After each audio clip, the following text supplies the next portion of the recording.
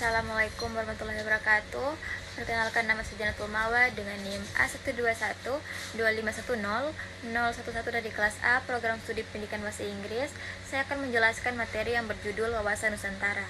Indonesia itu negara kepulauan yang sangat luas, terdiri dari ribuan pulau dan memiliki beragam suku, agama, bahasa, dan serta budaya. Keberagaman ini adalah kekayaan besar bangsa kita, tapi di sisi lain perbedaan ini juga bisa memicu perselisihan atau konflik jika tidak dikelola dengan baik. Oleh karena itu, kita butuh satu cara pandang yang bisa menyatukan semuanya. Nah, wawasan Nusantara ini hadir sebagai konsep yang mengajarkan kita untuk selalu mengutamakan persatuan dan kesatuan meskipun kita berbeda-beda. Wawasan Nusantara adalah cara pandang, cara melihat dan memahami diri kita sebagai bangsa Indonesia, serta lingkungan tempat kita hidup yang dipandang sebagai satu kesatuan wilayah, bangsa, dan negara. Jadi, meskipun Indonesia terdiri dari banyak pulau dan beragam budaya, semuanya itu kita anggap sebagai satu kesatuan yang utuh dan tidak bisa dipisahkan satu sama lain.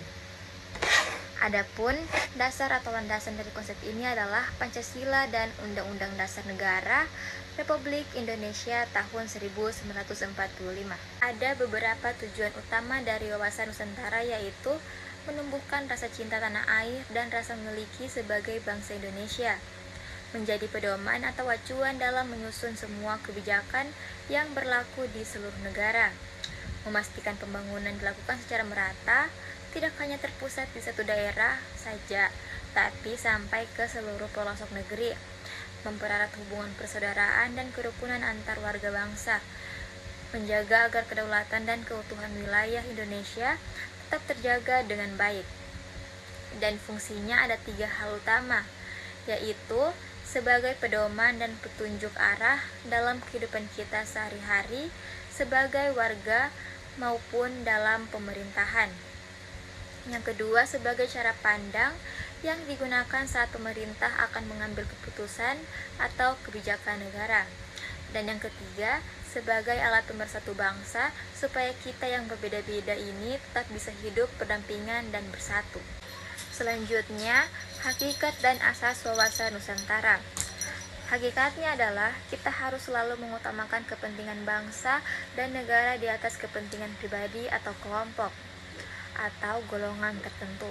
Sedangkan asasnya atau dasar-dasar yang harus dipegang adalah mengutamakan kepentingan bersama, bersikap adil kepada siapa saja, serta selalu jujur dalam segala hal.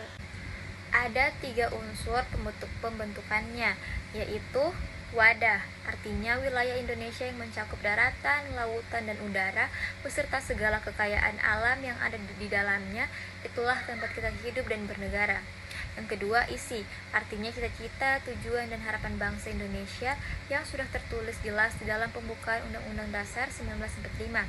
Yang ketiga, tata laku, artinya sikap, tingkah laku, dan cara kita berperilaku sebagai warga negara yang baik dalam kehidupan sehari-hari. Selanjutnya, implementasi Astagatra.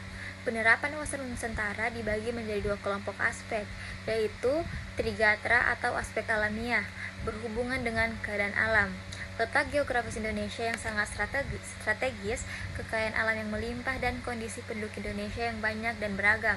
Yang kedua, Pancagatra atau aspek sosial, berhubungan dengan kehidupan masyarakat, bidang ideologi berdasarkan Pancasila, bidang politik, sistem pemerintahan, bidang ekonomi, kesejahteraan rakyat, bidang sosial budaya, kehidupan masyarakat dan adat istiadat, dan bidang pertahanan dan keamanan, melindungi negara dari ancaman. Selanjutnya, wawasan Nusantara sebagai geopolitik. Geopolitik adalah ilmu yang mempelajari hubungan antara letak geografis atau wilayah dengan kebijakan politik yang diambil oleh suatu negara. Kalau untuk Indonesia, artinya kita memandang seluruh wilayah Nusantara ini mulai dari Sabang sampai Merauke, dari Miangas sampai Pulau Rote sebagai satu kesatuan wilayah yang utuh, bulat, dan tidak bisa dipisah-pisahkan bagiannya.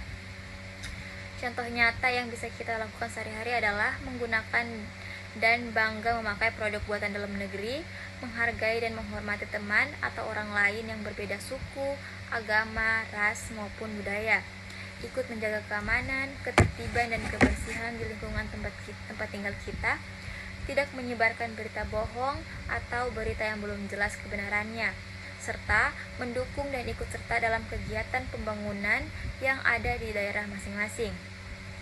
Namun, dalam menerapkannya ada banyak tantangan yang harus kita hadapi, antara lain masuknya pengaruh budaya asing dan arus globalisasi yang bisa mengubah kebiasaan kita, adanya konflik sosial atau perselisihan antar kelompok masyarakat, masih adanya gerakan yang ingin memisahkan diri atau memecah belah negara, pembangunan yang belum merata sehingga ada daerah yang maju dan ada daerah yang masih tertinggal, banyaknya berita bohong atau hoaks yang tersebar luas lewat media sosial, semakin berkurangnya rasa cinta tanah air dan rasa persatuan di kalangan masyarakat, ancaman atau gangguan yang datang dari negara lain, serta kondisi wilayah Indonesia yang sangat luas dan terdiri dari ribuan pulau, sehingga sulit untuk disatukan pengawasannya.